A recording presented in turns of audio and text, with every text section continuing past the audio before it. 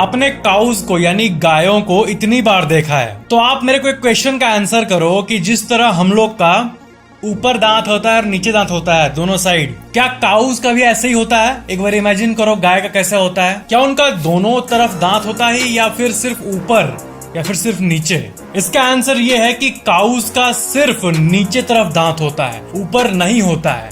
इसलिए टेक्निकली वो आपको बाइट नहीं कर सकती है। जब दोनों के बीच में कुछ फंसता है तब उसे बाइटिंग कहते हैं, बट ऊपर तो सॉफ्ट रहेगा उसका, तो इसलिए काउज आपको बाइट नहीं कर सकता है। फैक्ट नंबर 18, सैन फ्रांसिस्को में ये जो फायर हाइड्रेंट आप देख रहे हो, क्या है कि एक बहुत ही भयंकर भूकंप आई थी साल 1906 में। तब ना वहां पे मौजूद सारे फायर हाइड्रेंट से टूट गए थे भूकंप के चलते, बट ये फायर हाइड्रेंट मैजिकली बच गया था। और एक बार क्या हुआ था कि एक इसी से नियर एक बिल्डिंग में आग लगी थी। एक बहुत बड़े डिस्ट्रिक्ट के बिल्डिंग को सेव करने में इसी फायर हाइड्रेंट का इस्तेमाल किया गया था। इसलिए क्या हुआ कि अथॉरिटीज ने इनको गोल्ड में पेंट कर दिया। एंड ये प्रोबेबली दुनिया का सबसे फेमस फायर हाइड्रेंट है जो कि सैन फ्रांसिस्को में मौजूद है, अमेरिका में। फैक्ट नंबर 17, आपने कोक का बोतल, पेप्सी का बोतल, इन सब चीजों को तो देखा ही होगा, बट आपको क्या लगता है बोतल जब मैन्युफैक्चर होते हैं तो उनका साइज क्या इतना ही रहता है?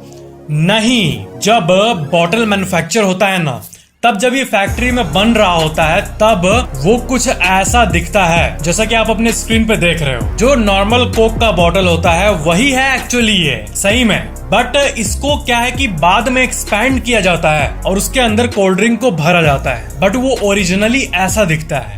दैट्स गजब। फैक्ट नंबर 16, इस दुनिया में ऐसे कई घटनाएं हैं जिनको ऑफिशियली अनएक्सप्लेन्ड माना गया है, मतलब उनका कोई डेफिनेट आंसर नहीं है कि ये कैसे हुआ। यूनाइटेड स्टेट्स के पेंसिल्वेनिया में सेंट्रालिया नाम के एक जगह पे एक स्पेसिफिक एरिया में बहुत बड़ा एक आग लगा हुआ है, कोल फायर मौजूद है। मतलब ये एक ऐसा आग है जो कि 1962 से जलता आ रहा है। मई 27, 1962 को अचानक से यहाँ आग लगी एंड आज तक भी, अभी तक भी जब मैं ये वीडियो बना रहा हूँ, अभी तक ये आग जल रही है। एंड ओरिजिनली नेचुरली बिना किसी ह्यूमन के इंटरवेंशन के ऐसी नेचुरली आग कैसे लग गई और इतने साल तक जल कैसे रही है? कितना कोयला मौजूद है उधर और आज तक बुझी नहीं है। इसके बारे में ज्यादा डिटेल साइंटिस्ट को नहीं पता। एंड इस घटना का अगर आप विकिपीडिया प्रोफाइल देखोगे तो आपको एक लाइन दिखेगा कि its original cause is still a matter of debate. किसी को नहीं पता कि ये कैसे हुआ, बहुत अजीब सी बात है। फैक्ट नंबर 15, स्पेस में क्या कोई जन्म लिया है? आपको पता है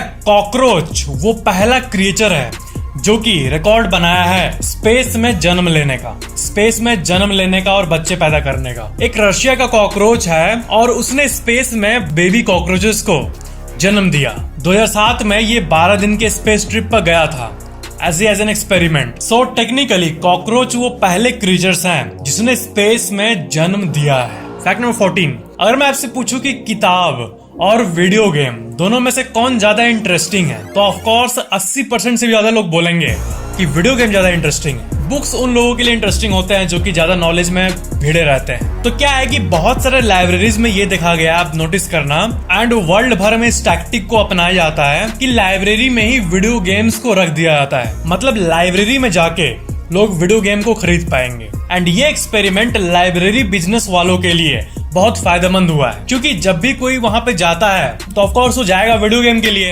एंड वीडियो गेम आएगा उसके पहले बहुत सारी किताबें रहेगी। तो जब इतनी सारी किताबें दिखेंगी तो वीडियो गेम के चलते वो किताब्स को भी चेकआउट करने लगते हैं एक दो, एंड इससे लाइब्रेरी में किताबों की भी सेल बढ़ती है और वीडियो गेम्स तो सेल होते ही है। मतलब किसी इंटरेस्टिंग चीज के सामने अगर नॉन इंटरेस्टिंग चीज को रख दिया जाए तो इंटरेस्टिंग चीज तो ऑफ कोर्स बिकेगी, बट अकेले में जो नॉन इंटरेस्टिंग चीज नहीं बिकती, वो इंटरेस्टिंग चीज खरीदने के लिए जो आए हैं उनका अगर नजर पड़ गया तो कुछ मात्रा में या फिर अच्छे खासे मात्रा में वो नॉन इंटरेस्टिंग चीज भी बिक जाएगी। एंड बहुत सारे स्टडीज में इसी बात का पता चला है। फैक्ट नंबर 13, आपको पता है जब बिजली गिरती है बालू के ऊपर, सैंड के ऊपर, तब बालू का हाल कुछ ऐसा होता है जैसा कि आप अपने स्क्रीन पे देख रहे हो। क्या है कि बिजली में बहुत तापमान होता है, एंड अगर ये 1800 डिग्री सेल्सियस से ऊपर का बिजली है, बहुत हाई एनर्जी और इंटेंसिटी का है, तब ये सैंड को सिलिका ग्लास में बदल देता है और फिर बालू कुछ ऐसा दिखने लगता है। फैक्ट नंबर 12, ये एक बहुत ही इंटरेस्टिंग फैक्ट है कि देखो, अगर आप लड़के हो तो आप मेरे आवाज को अपने ब्रेन के उसी पार्ट से प्रोसेस करोगे जिस पार्ट से आप बाकी साउंड्स को करते हो, जैसे कि गाड़ी के इंजन के साउंड को या फिर बॉटल के गिरने के साउंड को, किसी भी साउंड से कंपेयर कर लो। लेकिन अगर कोई लड़की बोल रही है, किसी लड़की का आप आवाज जब सुनते हो तो आपको अच्छा क्यों लगता है पता है? क्योंकि रिसर्च ने ये पाया है कि मेन में जो लड़कियों का आवाज होता है वो ब्रेन का वही हिस्सा प्रोसेस करता है जो हिस्सा म्यूजिक को करता है। इसलिए लड़कियों का आवाज एक्चुअली में लड़कों के लिए म्यूजिक की तरह होता है। आप रिलेट भी कर पा रहे होगे शायद। आवाज अच्छा लगने के पीछे यही कारण होता है कि जो ब्रेन का पार्ट म्यूजिक को प्रोसेस करता है और मजा देता है, वही पार्ट लड़कियों का आवाज को प्रोसेस करता है। बट एक लड़का अगर दूसरे लड़का का आवाज सुन रहा है या फिर कार के इंजन का आवाज सुन रहा है, उसमें कोई फर्क नहीं है। क्या है कि ब्रेन का एक बहुत अच्छा खासा हिस्सा यूज होता है जब आप म्यूजिक को सुन रहे होते हो। कॉम्प्लेक्स पार्ट यूज होता है, ज्यादा एनर्जी लगता है। एंड लड़कियों का आवाज भी इसी तरह प्रोसेस होता है, उसी कॉम्प्लेक्स पार्ट से, इसलिए मजा भी आता है। और ये भी एक फैक्ट है कि वुमेन या गर्ल का जो वोकल कॉर्ड होता है और जो शेप होता है इसका, वो complex range of sound produce करता है एज कम्पेयर टू मेल। इसीलिए लड़कियों का आवाज एक तरह से म्यूजिक होता है लड़कों के लिए। फैक्ट नंबर 11, ये इस पूरे वर्ल्ड के सबसे मिस्टीरियस फैक्ट्स में से एक है। अपने स्क्रीन पे आप जिस लड़की को देख रहे हो, ये है एक बायोनिक गर्ल कहा जाता है इनको सोना बहुत कम पड़ता है और इनको पेन भी नहीं होता है। इनका नाम है ओलिविया फार्न्सवर्थ। इनको जो कंडीशन है उसको कहते हैं क्रोमोसोम 6 डिलीशन। इनकी माँ इनके बारे में ये नोटिस की कि जब ये छोटी सी बच्ची थी तब ये कभी भी रोया नहीं करती थी और दिन में जैसे बच्चे नैप लेते हैं, ये नैप भी नहीं लिया करती थी और ये कभी कभी 3 दिन तक लगातार जगे रहती थी। इनके अंदर कोई क्रोमोसोम नहीं है, क्रोमोसोम 6 डिलीशन केस कहा जाता है इसको। साइंटिस्ट ये मानते हैं कि इस पूरे वर्ल्ड में यही इकलौती ऐसी लड़की है या फिर पूरे वर्ल्ड में यही इकलौती है जिसके पास ऐसा कोई एबिलिटी है, इतना अननेचुरल एबिलिटी। एक बार क्या हुआ था कि कार इनको ऐसे रोड पार कर रही थी और कार इनको ड्रैग करके बहुत देर तक ले गया था जब तक ब्रेक लगा, मतलब एक्सीडेंट हुआ था। इनकी माँ तो देख के चौंक गई कि अरे ये क्या हो गया। ऐसे हालत में इतना दूर से अगर कोई कार हिट करेगा तो बोन्स तो किसी भी इंसान का टूट ही जाएगा। लेकिन इनके केस में ऐसा कुछ नहीं हुआ। ये नॉर्मली खड़ी होके बोली, हाँ माँ क्या हुआ, वो कार लग गया थोड़ा सा बस। इनके ऊपर कई आर्टिकल्स भी इंटरनेट पे मौजूद है जिनमें से कुछ आप अपने स्क्रीन पे देख सकते हो। जो डर नामक फीलिंग को हम लोग एक्सपीरियंस करते हैं वो इनमें है ही नहीं, सेंस ऑफ फियर। अगर आप इस चीज को डीपली देखोगे तो ये काफी अजीब लगेगा कि ऐसा कैसे हो सकता आखिर। ये तो लिटरली किसी रियल लाइफ सुपर हीरो जैसा हो गया। तो हाँ, जब क्रोमोसोम्स, बॉडी का डीएनए, इन सब की बात आती है ना, तो बॉडी में क्या क्या संभव है ये मतलब बहुत ही मिस्टीरियस बात है। एंड शायद बॉडी में ऐसा कोई सिस्टम भी होगा मे बी, जिससे कि हम लोग इन एबिलिटीज को जगा सकते हैं। क्योंकि जब क्रोमोसोम ना होने से ऐसा हो रहा है एंड ये जी रही हैं, 3 दिन तक जग रही है, वो भी एकदम फ्रेश फील कर रही है, तो बॉडी में फिर क्या क्या संभव है जब ऐसा रियल लाइफ केस मौजूद है और रिसर्चर्स इस पे स्टडी किए हैं। तब इससे हमें पॉसिबिलिटीज का पता चलता है जो कि इंसानी बॉडी में हो सकता है। पॉसिबिलिटीज इनफाइनाइट है। फैक्ट नंबर 10, क्या आपको पता है कि ऐसे भी सर्जरीज होते हैं जिससे कि लोग अपने आंखों का कलर को बदलते हैं। मतलब अगर किसी को अपने आंख का रंग बदलने का इच्छा है तो वो टिपिकली कॉन्टैक्ट लेंस लगा लेता है, इजी वे है। बट कोई ऐसा चाहते हैं ना कि हमारा आंख का कलर परमानेंटली चेंज हो जाए, इसके लिए वो सर्जरी करते हैं। कुछ लोग करते हैं, इसको इम्प्लांट सर्जरी कहते हैं। एक लेजर की मदद से आपके एग्जिस्टिंग कलर को जला दिया जाता है। बाप रे, मैं नहीं कभी कराने वाला। फैक्ट नंबर 9, इस दुनिया में ऐसे ना बहुत सारे रेयर चीजें हैं जिनको कि म्यूजियम्स में बंद करके रखा जाता है। जो चीज वर्ल्ड में रेयर होता है उसका वैल्यू भी बहुत होता है। आपको पता है हार्वर्ड में एक पिगमेंट लाइब्रेरी है जो कि कुछ ऐसा दिखता है जैसा कि आप अपने स्क्रीन पे देख रहे हो, और यहाँ पे वर्ल्ड के बहुत सारे रेयर कलर्स स्टोर्ड हैं। जी हाँ, एक्सटिंक्ट बीज, किसी प्रकार का बीज अगर एक्सटिंक्ट है, या फिर कोई पॉइजनस मेटल का कलर, या फिर इजिप्शियन ममीज का रैपिंग, ऐसे रेयर चीजों को हार्वर्ड के इस जगह पे रखा गया है। ये वर्ल्ड फेमस है हार्वर्ड पिगमेंट लाइब्रेरी के नाम से। फैक्ट नंबर 8, ऐसे लोगों के एक्सपीरियंसेस का एक जनरल सा सर्वे किया गया था एंड आपको पता है एक बात निकल के आई थी कि जब कोई सोशल मीडिया साइट पे विजिट करता है, जैसे कि फेसबुक और इंस्टाग्राम, जहां पे मतलब वो मेजरली एजुकेशनल वैल्यू का नहीं होता है, अनलाइक यूट्यूब में मतलब लोग मेजोरिटी में एंटरटेनमेंट के लिए आते हैं, बट स्टडी भी होता है। एंड ये सोनली एंटरटेनमेंट फोकस्ड नहीं है, क्योंकि इसमें एजुकेशनल कंटेंट भी बहुत मात्रा में कंज्यूम होता है, अच्छे खासे मात्रा में। बट इंस्टाग्राम और फेसबुक, जहां पे मेजोरिटी में शो ऑफ और बाकी लाइफस्टाइल वाली चीजें ही डे टू डे बेसिस पे चलती है, उसमें जब लोग विजिट करते हैं ना, एक इंसान का एक स्टेट ऑफ माइंड है, वो नॉर्मल है, खुश है, वो इंस्टाग्राम पे गया, इंस्टाग्राम को स्क्रॉल करके लाइक वाइक करके लाइफस्टाइल देख के फिर 7:05 में वो ऐप को क्लोज कर दिया। तो जैसा उसका माइंड का स्टेट 7 बजे था, उससे वर्स्ट 7:05 पे होता है, क्योंकि वो अपने आप को उनसे कंपेयर करने लगता है। एंड कुछ अच्छा अगर करने वाला होगा भी वो इंसान अपने नेचुरल प्लान के हिसाब से, तो उस लो फीलिंग के चलते वो उस काम को नहीं कर पाता है, क्योंकि इंसान का ब्रेन ऑटोमेटिकली ही चीजों को कंपेयर करना काफी पसंद करता है, आप चाहो या ना चाहो। एंड ये बहुत ही खराब बात है। गजब बात क्या है? फैक्ट नंबर 7, एक इंफॉर्मेशनल पैनल आप देखो गूगल से, इसको कहते हैं लियोनार्डोज रोबोट। क्या है कि ह्यूमनॉइड मतलब इंसान की तरह दिखने वाला एक मशीन जो कि इंसान की तरह ही काम कर सके, इसको ह्यूमनॉइड कहते हैं। लेकिन ये आज की कंसेप्ट नहीं है, एक्चुअली में जो जीनियसेस थे जैसे कि लियोनार्डो दा विंची, वो लोग इस चीज का ह्यूमनॉइड का कंसेप्ट 1495 में ही निकाल लिए थे। लियोनार्डो दा विंची ने इसका एक डिजाइन भी बनाया था, वो भी साल 1495, एंड इसके फीचर्स भी डिफाइन किए थे, तब जब बिजली उतना भी पॉपुलर नहीं था। और 1495 में तो मतलब पूरा दुनिया ही अलग था, बट तब भी उस टाइम भी ऐसे जीनियसेस ह्यूमनॉइड के बारे में सोचते थे। दैट्स गजब। Fact number 6, Mexico city Mexico में एक बिल्डिंग है, इसके बारे में मैं आपको अमेजिंग फैक्ट एक बताऊंगा, बट आपको मैं बता दूं कि जो भूकंप आता है उसमें जो रिक्टर स्केल होता है ना, वो अगर 5, 5.5 से ज्यादा अगर आता है तो उसको भयंकर भूकंप माना जाता है। 6, 7 आया तब तो ये मतलब सुनामी भी आ सकता है, तब अगर ऐसा हुआ तो लैंड प्लेट्स अगर इतना मूव किया तो ठीक है। और 4 से नीचे 2, 3 ये नॉर्मल माना जाता है। तो क्या है कि एक मन में सवाल आता है कि इतने सारे अपार्टमेंट्स हैं दुनिया में, आपके शहरों में, तो कितना अर्थक्वेक आएगा तो वो टूट जाएगा? तो इसका आंसर है कि वो 6.5 के ऊपर मेजॉरिटी बिल्डिंग्स नहीं झेल पाएगा।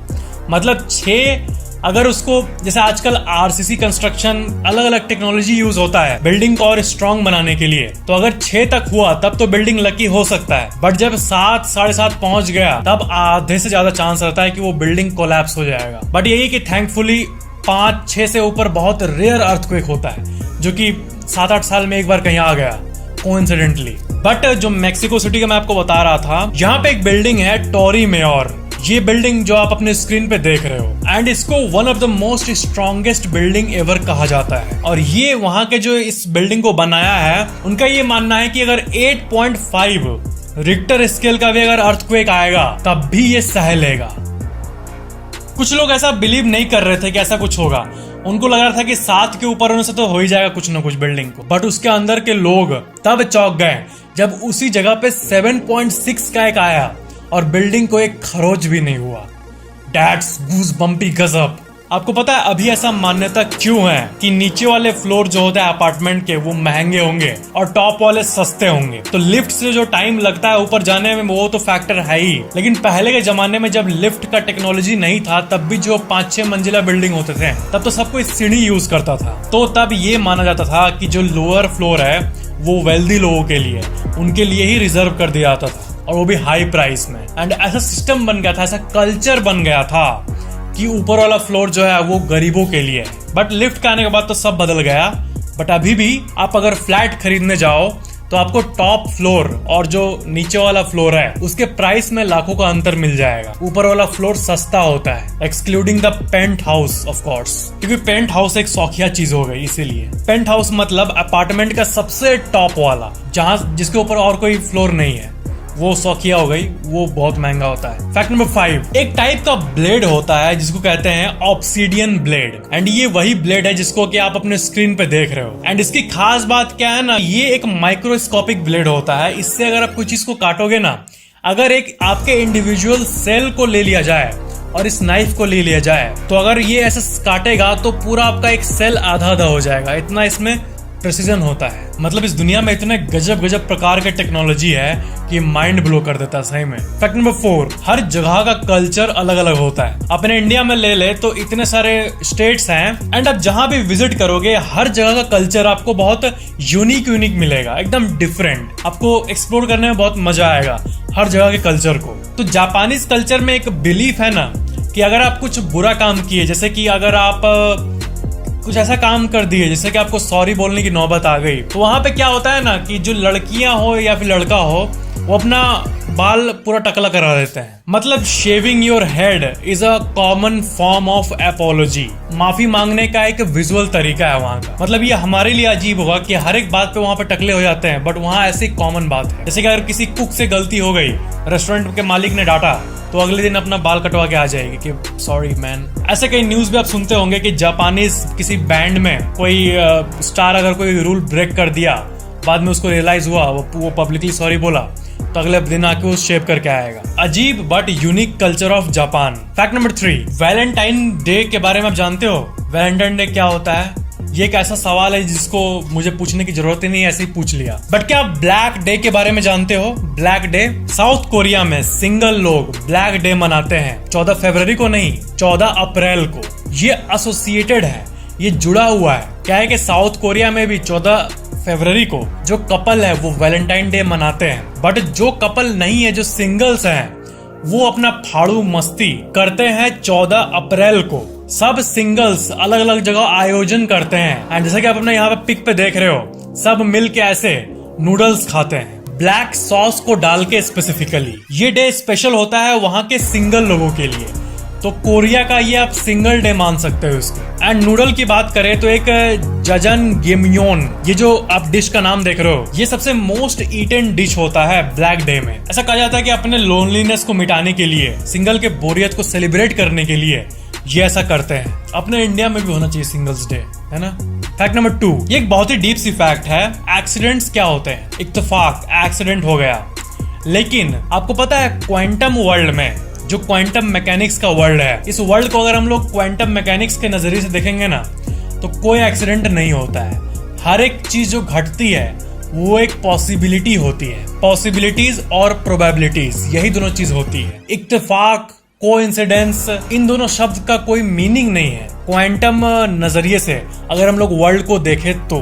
फैक्ट नंबर 1, आपको पता है सैमसंग फोन्स का तोड़ने का टेस्ट कैसे करता है? मतलब उसका ड्यूरेबिलिटी कैसे चेक करता है? सैमसंग ना लिटरली फेमस है एक बात के लिए कि वो ये मानता है कि फोन कितना मजबूत है, वो किसी घटना में टूट न जाए। क्या कि अगर आप फोन के ऊपर बैठ जाते हो तो क्या वो टूट सकता है? अगर सरफेस हार्ड है, ऐसा रखा हुआ, उस पर आप गलती से बैठ जाओ, तब हो सकता है थोड़ा सा उसमें ब्रेक आ जाए। तो इसी को टेस्ट करने के लिए वो लिटरली देखो अपने स्क्रीन पे ऐसा शेप का एक रोबोट यूज करता है फोन्स के ड्यूरेबिलिटी को टेस्ट करने के लिए। और रोबोट ऐसे बैठ के प्रेशर लगाता है ताकि इस फोन का बेंड टेस्ट और कितना मजबूत है वो माप पाए ये लोग। सैमसंग मतलब अजीब अजीब काम करता है, बट ये टेक्निक काफी रियलिस्टिक है। मतलब रियल लाइफ में ऐसे ही बैठने पे ना कभी कभी हम लोग का हार्ट बीट तेज हो जाता है कि यार टूटने न गया होगा, फिर खड़े होते हो, फिर देखते हो जा कांच ब्रेक हो गया।